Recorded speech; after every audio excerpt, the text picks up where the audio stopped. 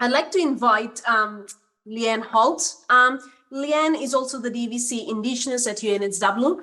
For Leanne, the key question that we had was, now you've looked at the presentations from everyone and you've read the report, Leanne, as well. Do you think the recommendations in the Accord can further advantage or disadvantage Indigenous students? And what do you think will be the greatest challenge for universities to implement the priorities that's recommended in the Accord? Over to you, Leanne. Thanks, Sonal.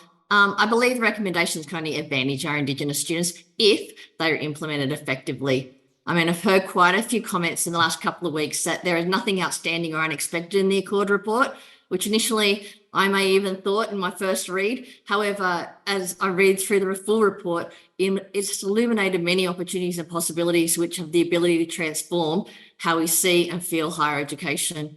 I think the creativity and impact of the recommendation outcomes will be in the implementation and how we articulate the recommendations and a new reality. To some extent, I think we need to lose our corporate memory of the traditional structures and assumptions that have driven the culture of universities and be bold and courageous in reimagining a future culture that is aligned to our contemporary diverse communities that haven't had the privilege of being the in crowd and provide the opportunity of a higher education that's then positioned them to strengthen their family legacy.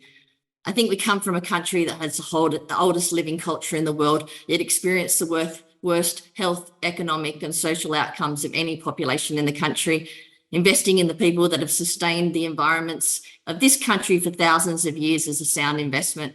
And as the Accord rightly highlights, makes a valuable and significant contribution to the sector and our global intellectual capacity.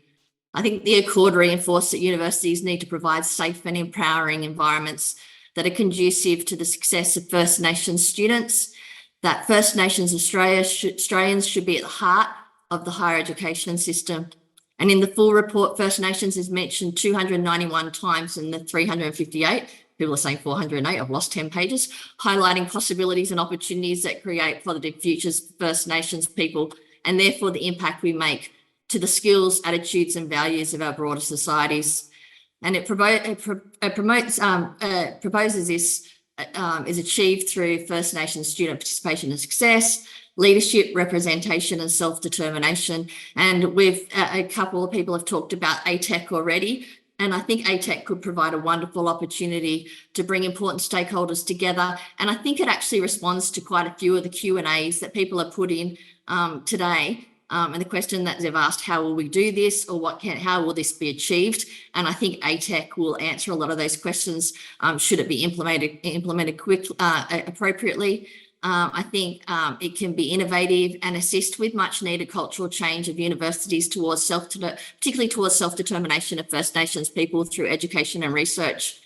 Ensuring First Nations voices that truly represent the needs of our students and communities will be a key to achieving impactful outcomes, along with the recommended First Nations Commissioner and Council, which has also been discussed. Increasing the opportunities for lifelong learning through greater connections with TAFE. And I know that Nathan and Sharon have put this on, particularly around like cross pathways between TAFE and university, not just one way. I think adding to this is the other opportunities that connections with TAFE can provide. Like we know that a lot of our First Nations students, their highest qualification is Certificate 3. How do we adopt a lifelong learning structure that can bring students through to diplomas, and articulating through to university and beyond, undergraduate and beyond.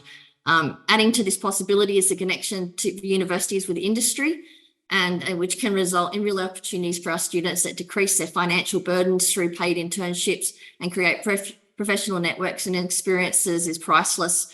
And although First Nations students are more likely to get a job straight out of university than non-Indigenous students, their career progression is much slower. So what can we do through their student journey that can counteract this? The opportunity for First Nations students to access Commonwealth funding while studying part-time will make a significant difference to a community of students that are more likely to study part-time based upon financial burdens, extended family and community responsibility, and navigating a foreign university landscape for the first time in their family history. The report recommendations provide opportunities to ensure student success is equally valued to participation, and providing every opportunity to ensure our First Nations students to succeed academically, professionally, economically, culturally and emotionally is crucial, and not just through an ordinary student experience, but through an extraordinary experience. The challenge will be in the investment by government and universities themselves, not just financially, although as being discussed, the needs-based funding model needs to be prioritised. The biggest challenge is being able to reconceptualise the future of higher education and understanding what it means for First Nations Australians to be the heart of the university. The success of the recommendations will be based on understanding how to truly listen to the needs of First Nations people, and leadership having a voice that contributes effectively to decision-making relative to both implementation and, as someone else had said in the Q&A or the chat, building on the outcomes into the future. So implementation is one thing, but how do we sustain that growth? And including respectful and reciprocal relationships at the highest level of government and university, but mostly for our First Nations community to see and understand that universities are a place that they can belong and that they can thrive. And there is recommendations that talks to a contemporary First Nations-led review of Indigenous higher education 12 years after the Barrett Review. We are keen for this to happen, however, not to hold up the current recommendations being actioned and not duplicating the Barrett Review, however, to contribute to reimagining that future of higher education and what does it mean to put First Nations Australians at the centre of higher education system. What role do universities play in a future where First Nations people are healthy, economically and culturally strong? I believe the Accord report provides the opportunity to do this and to make this happen, but it has to happen now, and it's up to all of us in the sector to capture the essence of the recommendations, advocate to government just how important it is for the positive future of our nations, and to ignite powerful conversations within our universities that demonstrate that time is now for change. Thanks, Sonal. Here, well said, Leanne. I think, it calls for all of us to be bold, courageous, and to push on with the work we need to do.